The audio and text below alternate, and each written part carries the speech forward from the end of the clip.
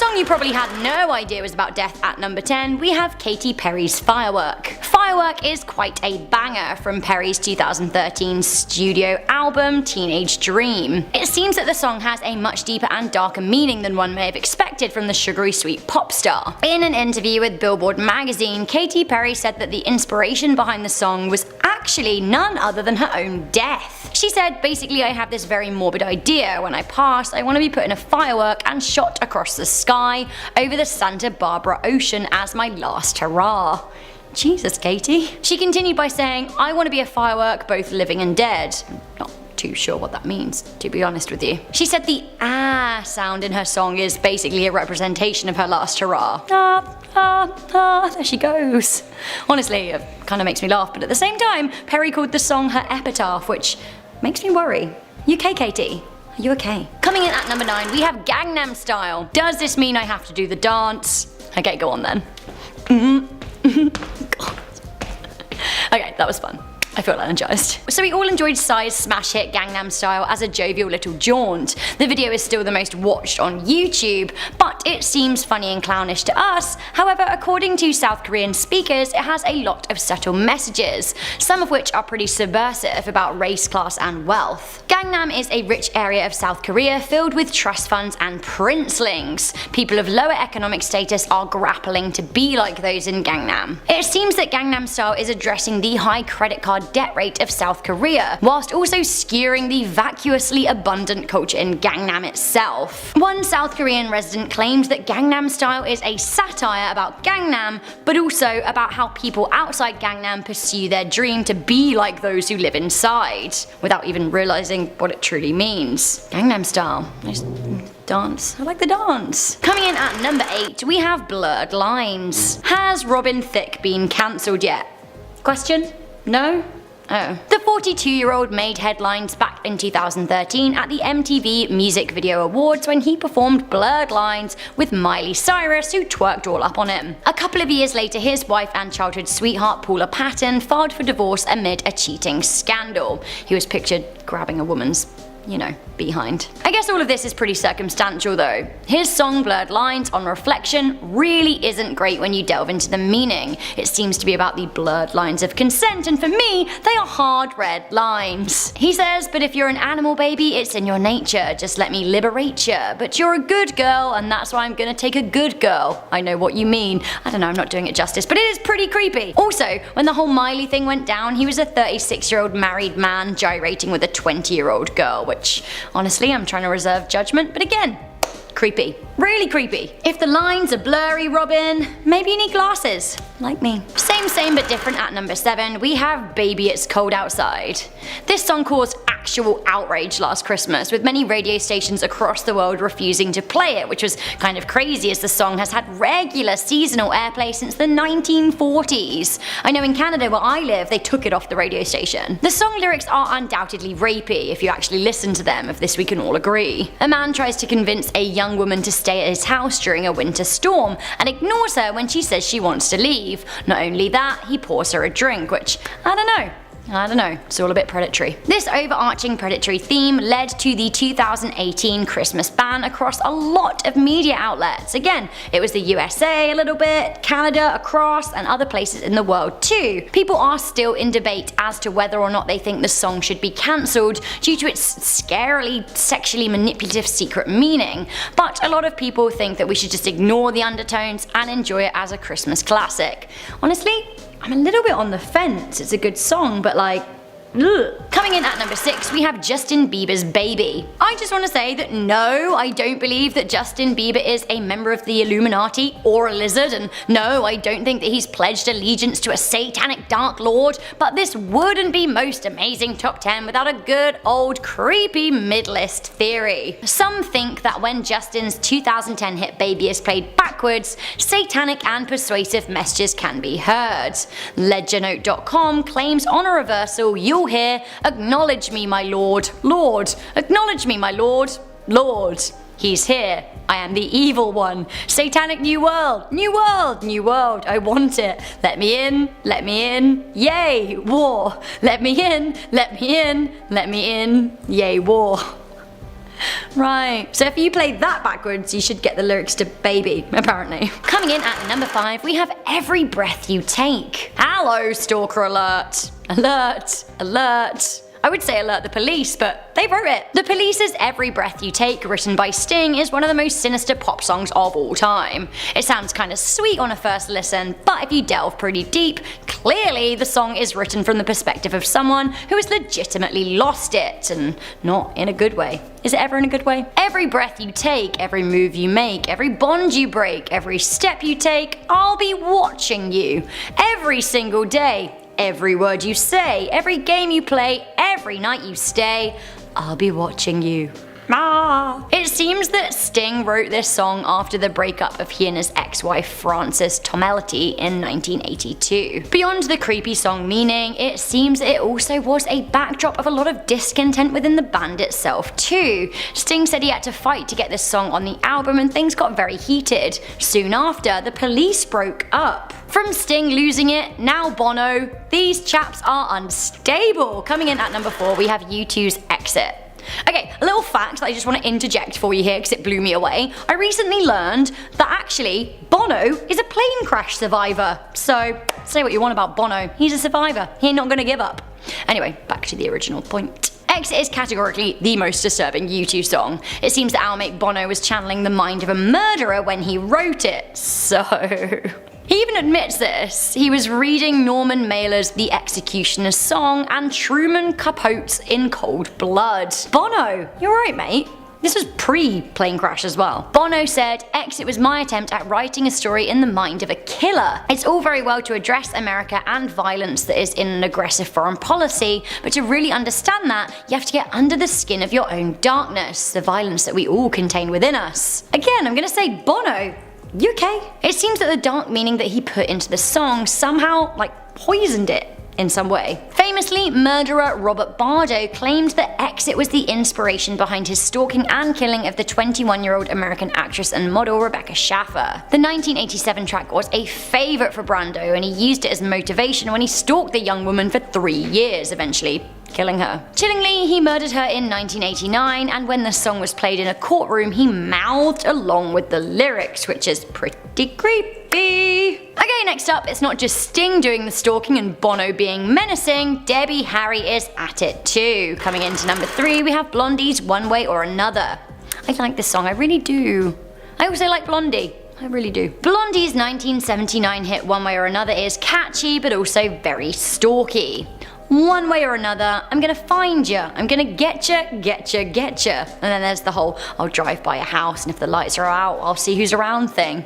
No. Debbie Harry claims that the song was inspired by an actual stalking incident that she experienced. She says that a nut job followed her for some time and she was trying to make light of a very dark situation. The lyrics also contain some concerning references to rat food, which I interpret as rat poison, and what is she trying to say? She a stalker that kills? Ah! Coming into number 2, we have TLC's Waterfalls. Now this song was an absolute 90s banger and I will hear no more about it. I love it. I love their style in the video. It's so cool. But it turns out, maybe not. The 1995 hit peaked at number 1 in several countries, including the United States. Now the music video was played heavily on MTV at the time. Written by Lisa Left Eye Lopez and Marchese Etheridge, the melodic R&B track is actually about the illegal drug trade, sleeping around, and AIDS. In the narrative of the song, a child dies selling drugs and another man contracts HIV. Now the song was actually the first ever track about AIDS and HIV to reach the number 1 spot in America, which is pretty incredible. Chasing waterfalls basically means chasing anything that is self-destructive.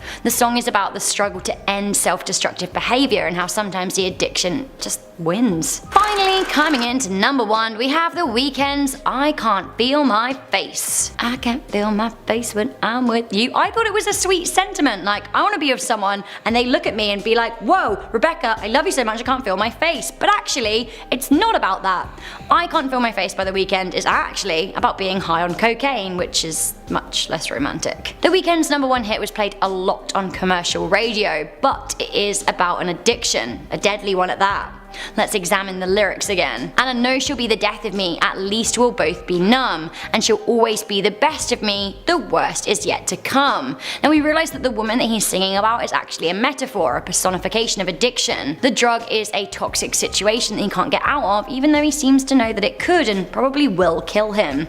Dark. So, coming in at number 10, we've got Old Town Road. Old Town Road has been one of the most talked about songs in America. It's a duo between Lil Nas X and Billy Ray Cyrus. It mixes rap and country in an unlikely fusion, but people think it's all about, well, let me read you the lyrics and you can decide. Yeah, I'm gonna take my horse to the Old Town Road. I'm gonna ride till I can ride no more. Now replace the word horse for a different word that you make up. People think it's dirty. If Old Town Road was dirty, I wouldn't be that scared, because sure, it's a bit lewd, but scary no. In actuality though, the meaning is all about being stuck at home living life as a dropout, which is actually a pretty scary thought. X said the song came as he dropped out of college, angered his parents, and was living with his sister. He said that he felt like a loner cowboy who wanted to run away. I get you.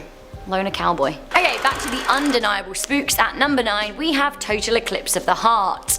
Turn around bright eyes. Such a good song. Love it. So, we learn something new every day, and I today learned that Total Eclipse of the Heart is a vampire love song, and it makes me like it even more. I think that maybe I love Bonnie Tyler on a new level than I did yesterday before I knew this. This certified platinum single was written by Jim Steinman, who claims that actually it was about living dead bloodsuckers. In an interview with Playbill, he said, Total Eclipse of the Heart, I was trying to come up with a love song, and I remembered that actually I wrote that to be a vampire love song. Its original title was Vampires in Love because I was working on a musical of Nosferatu, another great vampire story. If anyone listens to the lyrics, they're really like vampire lines. It's all about darkness and the power of darkness and love's place in the dark. This is very like Forgetting Sarah Marshall vampire musical, and I love it. In the narrative of the song, it is now clear to me that a mortal woman has fallen in love with a vampire who she waits for at night, hoping he'll make her immortal too. And I need you now tonight, and I need you more than ever. Can I just spend the rest of this video singing that song, because I would. I could. We'll be holding on together, we need to make it to number 8. If not, they'll fire you, Rebecca Felgate. Alright, coming in at number 8, we have the Boomtown Rats, I Don't Like Mondays. Even if you don't know this song, I think we can all agree that Mondays actually kinda suck. Today is Monday when I'm filming this, and I guess the reason I'm wearing so many bright colours is because I'm trying to inspire myself to feel good about Monday, but like, ugh. If you don't know the song, it is pretty famous, although it was released 40 years ago. The Irish group Boomtown Rats is fronted by none other than Sir Bob Geldof, one of my favourite whimsical characters. Not that many people know that their most famous #1 hit was actually about a school shooting. I guess if you really listen, the lyrics kind of give it away. And nobody's gonna go to school today, she's gonna make them stay at home, and mother feels so shocked. Father's world is rocked, and their thoughts turn to their own little girl. Sweet 16 ain't that peachy keen, now it ain't so neat to admit defeat. They can see no reasons cause there are no reasons. So it seems like the hit was a retelling of a school shooting massacre in San Diego, an elementary school in 1979. The perpetrator was a 16-year-old called Brenda Ann Spencer. She was arrested, and when she was asked why she went on a rampage killing children, she simply said, I don't like Mondays. Coming into number 7, we have the Rolling Stones' Brown Sugar. I love the Rolling Stones. Mick Jagger was the ultimate hottie. If he was 40 years younger, well, actually, he'd probably have his pick of all of the women, and honestly, I can't think of anything worse than dating a famous rock star. I guess you get what I mean though. He was an attractive man, all about the lips. The Rolling Stones had many a banger, one of which was Brown Sugar, but actually it seems like this song was pretty dark. It is about sex with an underage girl sold into slavery. Have a listen to the lyrics. Gold Coast slave ship bound for cotton fields, sold in a market down in New Orleans. Scarred old slaver knows he's doing alright, hear him whip the women just around midnight. Ah, brown sugar, how you taste so good. Brown sugar, just like a young girl should. Creepy, creepy, creepy, creepy, must not make comment on Mick Jagger and young women. Must not, must not. Coming in at number 6, we have Tom Jones's Delilah. Why, Delilah? Oh my god, it's so good. I just want to listen to that now. Move over, Bonnie. I'm actually all about a bit of Tom Jones. I saw him once in London for £2.50 due to a clerical error. Honestly, it was the best £2.50 I ever spent in my life. He was magnetic. 79 years old and still an absolute hottie. Delilah came out in 1969 and people now think of it as a TJ classic. But if you listen to the lyrics, it's actually woefully dark. She was my woman, as she deceived me I watched and went out of my mind. She stood there laughing, I felt the knife in my hand and she laughed no more. My, Delilah. Oh, again all day, but again, stabbing, not good. He also continues by saying, so before they come to break down the door, forgive me Delilah, I just couldn't take any more. Now the song is clearly about a man driven mad with jealousy, and he kills the person he loves because of it, which, you know, scary and not great. And also kind of irony, he famously cheated on his wife with 250 women. Good job she didn't Delilah him. Coming into number 5, we have Phil Collins in the Air. Now most of us remember Phil Collins in the Air Tonight as being all about a drumming gorilla in a Cadbury advertisement. But actually, it's much darker if you listen to the lyrics. The song is clearly about watching someone die. They honestly read like a horror story, have a listen. Well, if you told me you were drowning, I would not lend a hand. I've seen your face before, my friend, but I don't know if you know who I am. Well, I was there and I saw what you did. I saw it with my own 2 eyes. So you can wipe off that grin. I know where you've been. It's all been a pack of lies. Phil! The song was written by Phil Collins as he was breaking up with his wife, which seems to be where the urban legend began. Many people say the song came from Phil himself actually watching a man drown, and that man had previously attacked his wife. Another version of the legend says that he witnessed a man drowning someone else but was too far away to help.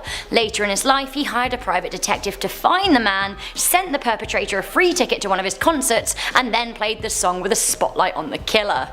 Again, urban legend. Coming into number 4, we have Baha Men, Who Let the Dogs Out. I'm honestly really deeply trying to suppress the urge to sing this song because like it overcomes you, but no, I won't do it. I won't do it. Did you guys get that song when you were young? When I was a wee nipper in the UK, this song was absolutely playing all the time, and again, still fighting the urge to sing it. I even heard it live at a pop event in Birmingham, NEC. What a treat. While this song may have been an absolute kid's birthday party classic, it's actually kinda awful. The Baha Men are referring to women as dogs, and the song is about trying to, give a dog a bone then. The scariest thing about this song is how often it was played around kids. It was even in a Rugrats movie, which is, I don't know, kind of wrong. Coming into number 3, serious and sad, we have the Cranberries' Zombie. Okay, so this song is called Zombie, so I guess it already has a scary name, but the song is not about a living dead corpse, but actually about the Irish fight for independence and a response to the 1993 IRA bombing in Warrington, in which 2 young children died. The IRA issued a statement afterwards that read, "Responsibility for the tragic and deeply regrettable death and injuries caused in Warrington yesterday lies squarely at the door of those in the British authorities who deliberately failed to act on precise and adequate warnings." Now a lot of people simply weren't okay with this. Zombie was written in protest to the deaths, and it became the band's biggest hit, although the BBC banned the music video for it. I think it's an absolute banger, but yeah, it's a political banger. Coming into number 2, we have the Eagles' Hotel California. What an absolute tune. I went to the Hotel California a few years back with Danny and Landon while we were at VidCon. This song has 2 scary meanings. On the surface, it's about a spooky hotel, which is obvious in the lyrics. This could be heaven, this could be hell. You can check out anytime, but you can never leave. There's like a whole devilly section in there as well. They sing, "We're all just prisoners here of our own device, and in the master's chamber they gathered for the feast and they stab it with their steely knives, but they just can't kill the beast." Uh-oh, beast, and nobody wants to be stabbed with a steely knife. Uh-oh, no. But the song also has a whole other deeper, darker meaning, which is just as scary. It seems that the song is also about the dark side of the American dream and the self-indulgence and excess it promotes. Finally, coming into number 1, I love to end the video with Taylor Swift, and we have Swifties, Look What You Made Me Do. I'm sorry, the old Taylor can't come to the phone right now. Why? Oh, 'cause she's dead, mic drop. I can't do American accents. Sorry. Taylor was never trying to hide the spooks in Look What You Made Me Do, her 2017 comeback single after Snakegate. The beginning of the music video takes place in a graveyard after all, but after a deeper dive into the video, it becomes apparent that Taylor was actually referencing a whole wealth of scary things. So let's start with the bathtub of diamonds. It's been widely speculated that this was a dig at Kim Kardashian's Paris robbery, where her jewels were stolen and she was bound and gagged in the bathtub. There's also a wider robbery scene in which Taylor is at the front of a heist. In the background there's an engagement ring. Kimye famously had hers stolen in the heist. Taylor also crashes her car. Her ex-boyfriend Calvin Harris was in a car crash before they broke up. Taylor is also heading up a plastic robot doll factory, taking direct aim of her Bad Blood squad. There's also the whole 13th snake thing and the killing off of all the old Taylors. I could go on forever, but this video does have to end. But I have to say, I absolutely loved it. It had over 1 billion views on YouTube, and I actually really kind of missed Snake Taylor. I've got a list and your name is in red underlined. I check it once, then I check it twice. Oh, look what you made me do. Number 10. Humpty Dumpty. This one is a classic. We all know about the fat egg that was chilling on a wall, then lost his balance and took a fatal spill. I mean, just from the perspective it already sounds pretty grim. A man who's cursed to spend his life as an egg is probably trying just to enjoy a nice view for once in his life and then tumbles to his death. No matter how many kings and horses and men came to put this guy together again, they couldn't do it, and this poor man died on the spot. Well, the real meaning behind this song is even darker. It's believed that Humpty Dumpty wasn't a man or an Eggman, but it was a giant cannon used in the English Civil War. It was atop a giant reinforced wall, and then when the wall came tumbling down, so did Humpty, and then the army behind the wall fell. A little song for kids about a horrible loss and probably the death of hundreds. So nice. Number 9. Peter Peter Pumpkin Eater. You guys know this one. Peter Peter Pumpkin Eater had a wife but couldn't keep her. He put her in a pumpkin shell and there he kept her very well. Some dudes shoving ladies into pumpkins right off the bat? Gross. Whenever you're carving pumpkins for Halloween, the worst part about it is reaching your hands into the guts of the pumpkin. It feels like vomit crossed with an uncomfortable hug from a relative. Ugh. Well, apparently Peter wasn't just packing people into pumpkins as some sort of prank. The wife he couldn't keep was because she was unfaithful, and it sent Peter into a rage, which led him to killing his wife and stuffing her into a chimney. I think they changed chimney to pumpkin because Charlie Charlie Chimney Chomper isn't as catchy. This old tune was told to little girls as a warning to not be unfaithful unless you want to end up as some sort of gourd stew. I wonder if there's another song telling little boys not to kill anybody. Number 8. 3 Blind Mice. 3 blind mice, baby. It's not bad enough being a blind mouse, but you gotta chase after someone's wife and get your tail cut off while you're at it? It seems like it follows a group of mice who get into a little bit of trouble and pay a price for it. But history on this one isn't about mice at all, but 3 noblemen back in the 1500s under the rule of Queen Bloody Mary. Bloody Mary is an infamous queen who was known for pushing the Catholic faith so hard that she stood up against anyone who wasn't Catholic and would have them killed. Nice lady. This was taken so far that a few of her noblemen started plotting out against her. What sucks for them is they were not secretive enough. Once the queen found out what they were up to, she was pretty pissed, so she had them dealt with. You're probably thinking she had them blinded. Nope. She had them burnt at the stake. The reference to them being blind was probably talking about their lack of faith. Blind to God or something like that. I'm guessing the moral of the story is stay away from religious fanatics. Number 7. Mary Mary. Mary Mary quite contrary. How does your garden grow? With silver bells and cockle shells and pretty maids in a row. It's never good to have envy of your neighbor's garden. You don't know what's going on inside their house. Their lawn might stay healthy, but in their bedroom it could be micro penis galore. Well, the song has absolutely nothing to do with gardens, and it's actually about Bloody Mary, the queen we talked about just over number 8. She was the Queen of England, and as we stated before, this lady had a big boner for the Catholic Church and would try to kill anyone who stood out against it. So the garden growing refers to the growing number of Protestants that she was murdering constantly. This this chick was definitely a BAMF. To so many people, there were multiple songs written about her about how much she would murk people. At the end of the song where it says silver bells and cockle shells, it might have been reference to torture devices that she used against the Protestants that were standing up against her. I really don't know what those torture devices are, but I hope no one uses a cockle shell on me. Number 6. Ring a Ring a Roses. I'm more shocked to find out that the song doesn't go ring around the roses. That's what I've been singing my whole life. Everything is a lie. I don't know who to trust. I need to rethink everything and start from scratch. I'm sorry, I'm a little shook up right now. Okay, that was dramatic. But let's move on to the origin of this creepy song. A lot of people think this song is about a plague that hit London and wiped out a ton of people. And the part of the song where it says ashes, ashes, we all fall down might be in reference to the bodies they used to burn so the plague infected people wouldn't get to the other parts of the city and spread disease. A perfect song for kids, I know.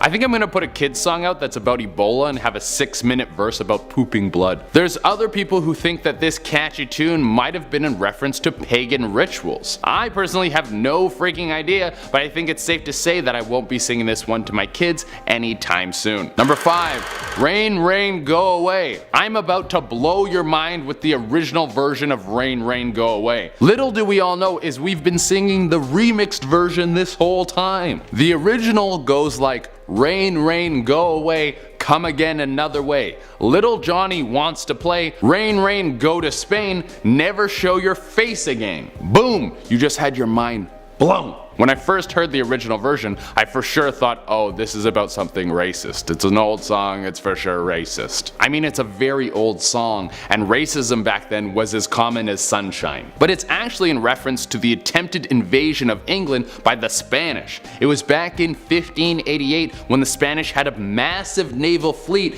and they were going to use it to smash England and basically become the world's greatest power. But what ended up happening is when they went to make their massive attack, a huge storm hit, destroying 1/3 of the Spanish Armada. It was a huge L for the Spanish, and it changed the course of history forever. Number 4.